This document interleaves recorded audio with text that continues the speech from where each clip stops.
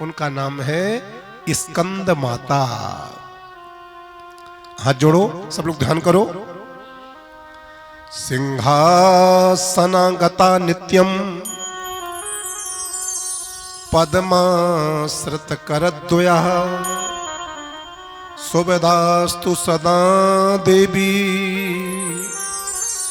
स्कंद माता यशस्विनी।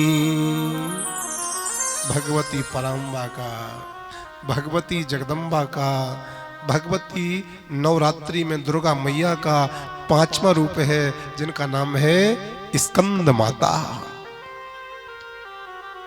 स्कंद किसको कहते हैं? स्कंद नाम है भगवान शंकर जी के बड़े वाले सुपुत्र स्वामी श्री कार्तिकेय जी का। और 5वीं जो देवी हैं अंशुल भैया, इनका नाम है स्कंद माता। अर्थात ये भगवान शंकर जी के जो पुत्र कार्तिकेय जी हैं उनकी मां है।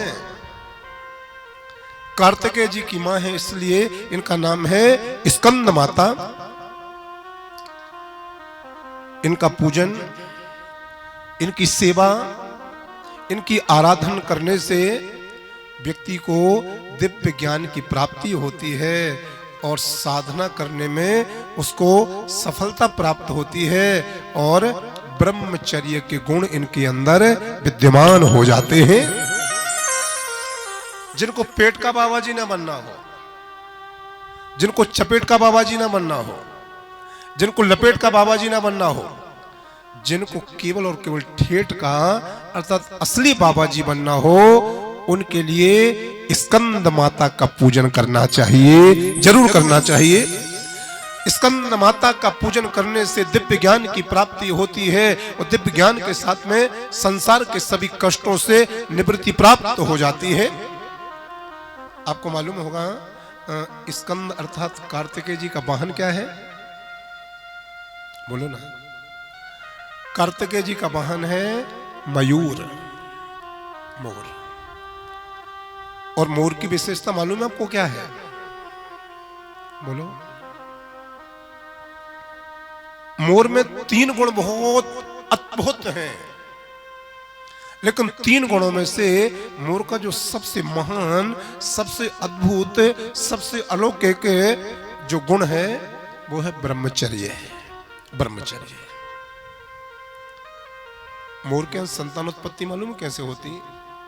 नहीं मालूम? जैसे पति और पत्नी के संसर्ग से संतानोत्पत्ति होती है संसार के मनुष्यों में, जीवों में, ऐसी उत्पत्ति मोर में नहीं होती। मोर के यहां संतानोत्पत्ति की बड़ी भारी एक महिमा है।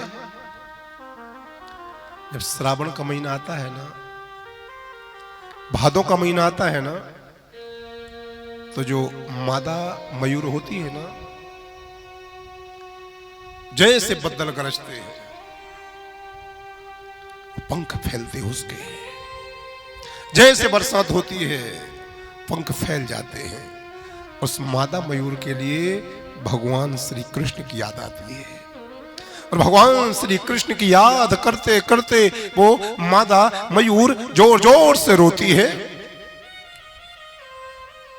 कहां चले गए कृष्ण आप, हमें छोड़ के कहां चले गए। इस प्रकार से वो मयूर भगवान को याद करते करते रोती है और रोते रोते उसकी आंखों से आंसू निकलते हैं और वो मयूर अपने ही आंसुओं को पी लेती है। वो खुद के आंसू पीने से वो गर्भवती हो जाती है। मतलब विषय वासनाओं से मयूर करोड़ों कोसों दूर है। विषय वासना मयूर के जीवन में है ही नहीं। तो कार्तिकेय जी ने अपना वाहन किसको बनाया है? मयूर के लिए, जो स्वयं ब्रह्मचारी है। वो ब्रह्मचारी के ऊपर तो महाब्रह्मचारी ही विराजमान हो सकता है। तो महान ब्रह्मचारी स्वामी कार्तिकेय जी, और कार्तिकेय जी की मां है जिनका नाम है स्कंद माता। नवरात्रि के 5वें दिन जो स्कंद माता का पूजन करता है, स्कंद माता की आराधना करता है, इस दिन शास्त्रों में ऐसा कहा गया है कि स्कंद माता अपने प्रिय पुत्र स्वामी श्री कार्तिकेय जी को अपनी गोदी में विराजमान रखती हैं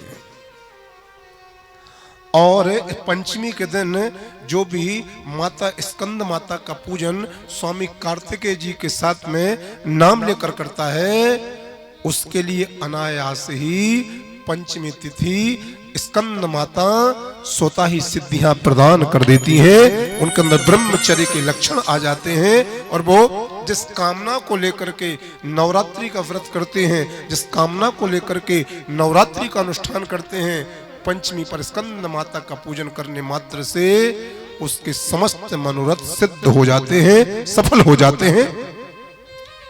पंचमी तिथि पर अर्थात स्कंद माता की तिथि पर योगीजन अपना ध्यान विशुद्धि चक्र में केंद्रित करते हैं और ऐसे साधकों की बाहरी क्रियाएं व चित्त वृत्ति लुप्त हो जाती है, क्योंकि एक कमल के आसन पर विराजमान रहती हैं मां स्कंद माता। स्कंद माता कमल के पुष्प पर विराजमान रहती हैं, अतः इनका एक नाम और है पद्मासना। कमल पर आसन लगा करके विराजमान होती हैं, नाम है पद्मासना।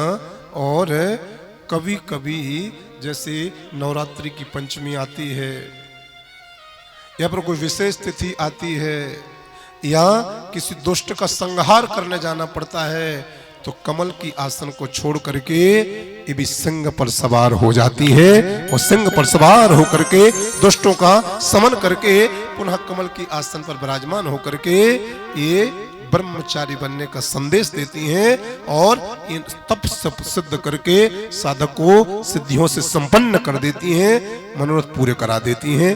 बोले स्कंद माता की जय हो।